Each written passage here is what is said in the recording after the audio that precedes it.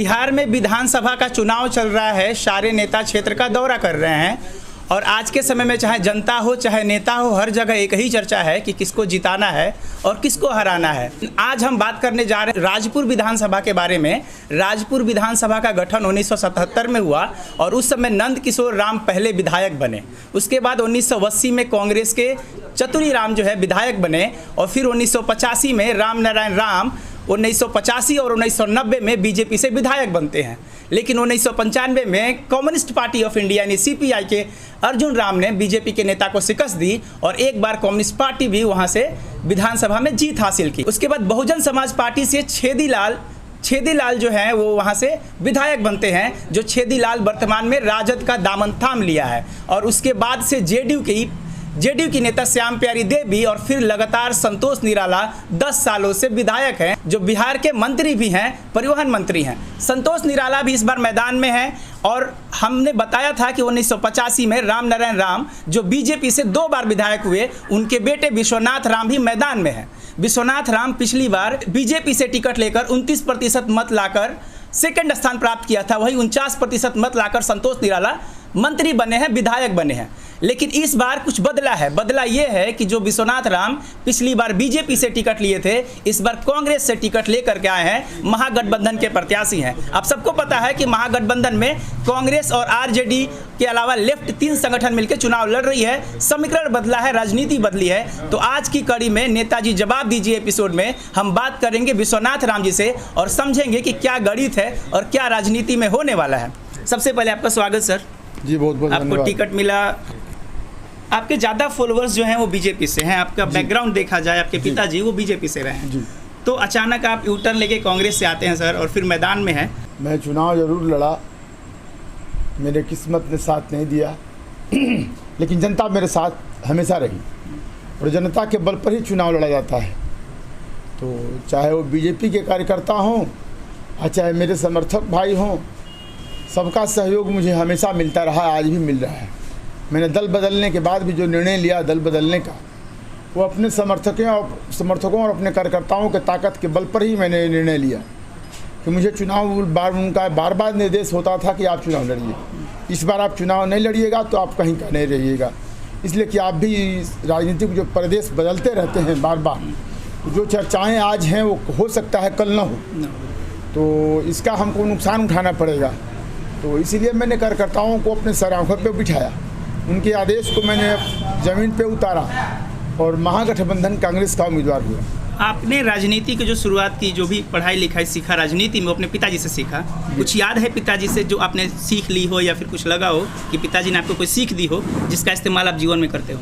जब मैं बच्चा था, मैं मैट्रिक का परीक्षा दिया तो मेरे पिताजी विधायक बन गए। उसके बाद मैं पटना मेरी शिक्षा दीक्षा हुई, पिताजी के साथ रहकर ही मैंने शिक्षा दीक्षा की। तो संस्कार जो है बाज़ार में नहीं मिलता, परिवार में मिलता है।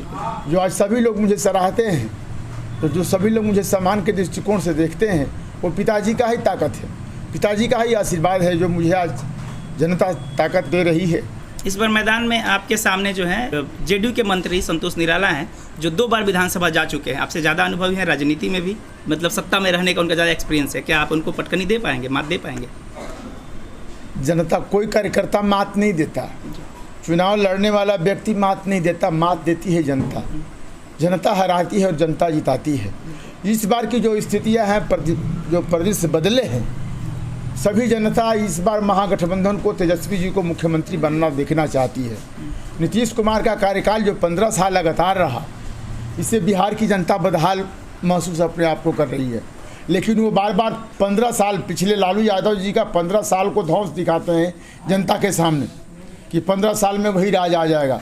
भाई आप ये तो बताओ कि 15 साल में क्या आपके राज में लूट, हत्या, बलात्कार, अपहरण, मर्डर नहीं होते? प्रतिदिन हमारे क्षेत्र में भी हत्या, लूट, बलात्कार प्रतिदिन होते हैं। तो हम तो समझते हैं कि उस लालू यादव जी के राज जो स्वर्णिम काल कहा जाएगा, जो उस समय कार्यकर्ताओं की वैल्यू थी, जो वीडियो के यहाँ जाते थे तो वीडियो सुनता था, उन्हें इज्जत देता था। लेकिन आज नीतीश कुमार जी के शासन में 15 साल में जो हमारे कार्यकर्ता कोई भी दल के हों, राजनीति करने वाला कार्यकर्ता वो सबका होता है, जनता की सेवा की भावना से होता है। लेकिन 15 साल में जो नीतीश कुमार की सरकार है, जो हमारे कार्यकर्ताओं को, हमारे नेताओं को तरहीज न देते हुए केवल दलालों को तरहीज दी है। ये लालू यादव के नहीं रिजर्व में नहीं था। अच्छा सर, आपके मुद्दे क्या होंगे चुनाव में? आप जा रहे हैं चुनाव में तो कुछ मुद्दे तो होंगे, कुछ एजेंडे होंगे कि आपको मौका मिलता है तो आप कुछ करेंगे। क्या सपना पाले हैं राजपुर के लिए? देखिए, मेरे पिताजी का सपना एक था। आपने कहा था कि पिताजी ने आपने कुछ सीखा है, तो मेरे पिताजी जब विधायक थे तो 1993 में विधानसभा सवाल उठाया था प्रश्नकाल के दौरान कि मैं धनसोई को प्रखंड बनाऊंगा। तो वो सपना मेरे दिमाग में आज भी खटकता है कि मेरे पिताजी लाख चाहकर भी वो धनसोई को ब्लॉक का दर्जा नहीं दे पाए। हम जब चुनाव एनडीए से लड़े थे 15 में, तो मैंने भी घोषणा की थी मेरे पिताजी के रहमो कदम पर। पिताजी उस समय मेरे जिंदा थे जब चुनाव में लड़ा, तो मैंने कहा कि पिताजी के अधूरा सपनों को मैं पूरा करूंगा। लेकिन दुर्भाग्य से मैं चुनाव नहीं जीत सका। जो मेरे दिमाग में आज भी कमी है, तो यदि मैं जनता मुझे साथ देती है तो पहला है धनसोई को मैं ब्लॉक का दर्जा दिलाऊंगा। इस मुद्दे पे नीतीश कुमार जी ने भी बोला था कि मैं ब्लॉक का दर्जा दिलाऊंगा। अभी धनसोई में जब आए थे पिछले बार चुनाव में, तो क्या लग रहा है करेंगे वो? अब तो 15 साल आप लोगों ने देख लिया, नीतीश जी 15 साल रहे। मेरे पिताजी 2 बार विधायक रहे। 2 बार 1993 में ब्लॉक का मुद्दा उठा था धनसोई को ब्लॉक बनाने का।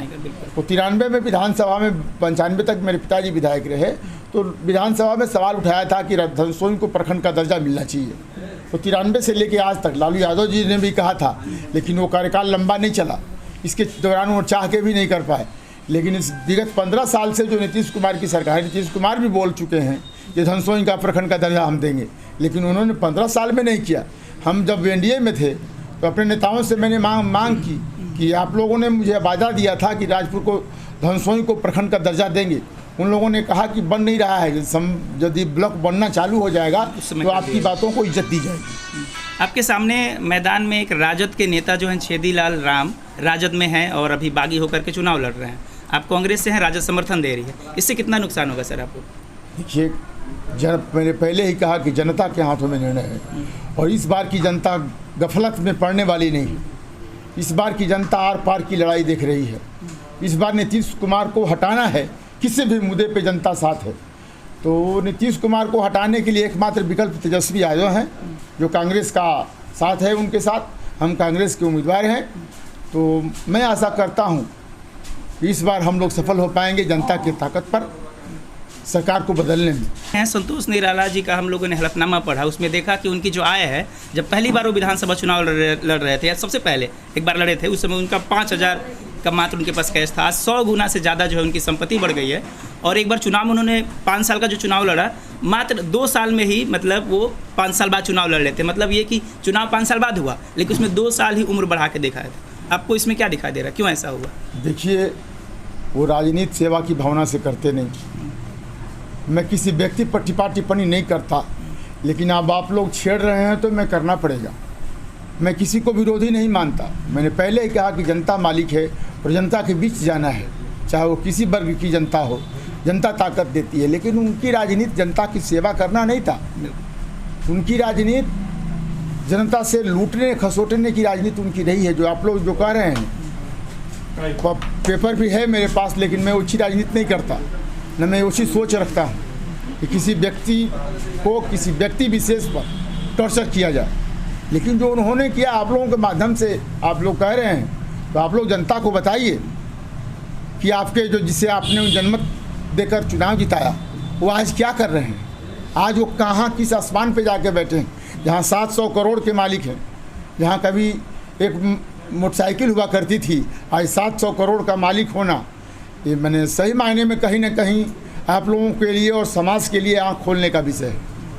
निराला जी का एक और कहना है कि सबसे ज़्यादा हमने फंड दिया है राजपुर को, बहुत ज़्यादा करोड़ रुपए खर्चा किए हैं, लेकिन धरातल पे हम लोग खुद रिपोर्टिंग कर रहे हैं। दर्जनों गांव है जहां पे सड़क नहीं है। हमारी रिपोर्टिंग के बाद वहां पे शिलान्यास किए गए और बहुत लोग जो है काफ़ी कुछ कह रहे हैं कि क्षेत्र में बहुत कम दिखाई देते हैं। आप कैसे देखते हैं? आप तो चुनाव में घूम रहे हैं, आपको क्या लग रहा है, क्या मुद्दे हैं या क्या काम है जो उनसे छूट गया है या नहीं किया उन्होंने? कुछ 10 साल में कोई काम नहीं किया, जनता को धोखा दिया। जिस समाज से आए, जिस समाज के जब जिस पार्टी से चुनाव लड़े, उसी को छला, उसी को ठगा, उसका यही पेशा है। और जनता परिवर्तन की जब लहर चलती है तो जनता अपना मूड बदल देती है। तो संतोष जी ने जो किया, 10 साल 5 साल मंत्री भी रहे, 5 साल विधायक भी रहे, लेकिन राजपुर में कोई भी ऐसा काम नहीं जो मुझे लगता है कि वो सही है। जो भी रोडें बनी वो 6 महीने के बाद रोड टूट गई। आप लोग के माध्यम से भी मुझे जानने का मौका मिलता है। आप लोगों ने मुझे सवाल बार बार किया है कि आप विपक्ष विश्वनाथ जी आपका क्षेत्र राजपुर है, लेकिन ऐसी स्थिति है जो क्षेत्र में रोड, नली गली, सड़कें जो बदहाल हैं, तो आज भी बदहाल है। आप लोगों के माध्यम से भी मैंने देखा है, और मैं जब क्षेत्र भ्रमण करता हूं तो भी मैंने देखा है। लेकिन मेरी मजबूरियां थी कुछ साल जो मैं चुप रहा। अब बोले मजबूरियां ये थी कि मैं गठबंधन में था, इसलिए मैं चुप था। लेकिन आज खुल्लम खुल्ला बोलने का मुझे मौका दिया है हमारी राजपुर विधानसभा की जनता ने, तो मैं उनका ईंट से जवाब पत्थर से देने को तैयार हूँ। इस बार परिवर्तन हो रहा है? निश्चित परिवर्तन होगा। तो ये हैं विश्वनाथ राम, जो इस बार फिर मैदान में है, महागठबंधन के प्रत्याशी हैं। अब देखना है कि भविष्य में क्या होता है। फिलहाल हम चलते हैं दूसरे विधानसभा में और जानते हैं वहाँ के प्रत्याशी के बारे में और वहाँ के राजनीति के बारे में।